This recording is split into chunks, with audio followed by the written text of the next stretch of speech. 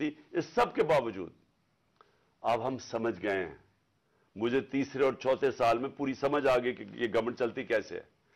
میں آخر میں صرف آپ کو یہ کہنا چاہتا ہوں، مایوس نہ ہوں.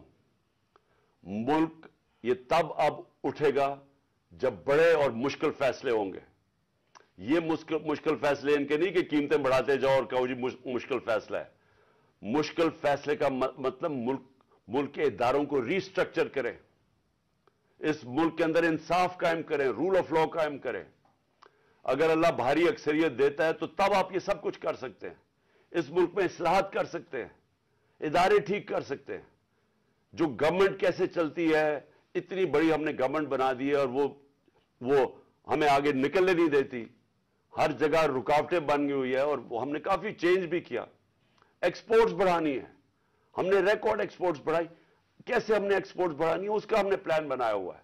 اسمال اور میڈیم انڈسٹری کو کیسے کھڑا کرنا ہے جو اصل روزگار دیتی ہے اور دولت میں اضافہ ہوتا ہے. اپنی ایگریکلچر جو زراعت ہے، ہم نے چائنا سے بات کر چکے تھے کہ نئی ٹیکنالوجی ہم لے کے آئیں. بدقسمتی سے کرونا کی وجہ سے 2 سال چائنا بند ہو گیا. وہ جو نئی ٹیکنالوجی سے ہم نے صرف اپنی، اگر ہم وہ چھوڑیں کہ جو چائنا کے اندر وہ پیداوار لیتے ہیں 1 ایکڑ سے، ہم اگر اپنی دگنی کر لیں تو اب یہ سمجھے کہ پاکستان کے اندر ایک انقلاب آ جائے گا. میں آخر میں یہ کہنا چاہتا ہوں کہ کوئی مایوس ہونے کی کوئی ضرورت نہیں ہے.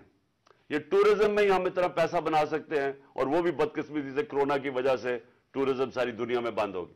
ہم اس ملک کو اٹھا سکتے ہیں، لیکن وہ گورنمنٹ اٹھائے گی جس کے پاس ایک مینڈیٹ ہو، جس کے پاس عوام کی طاقت ہو. اور اس اللہ کے بعد اس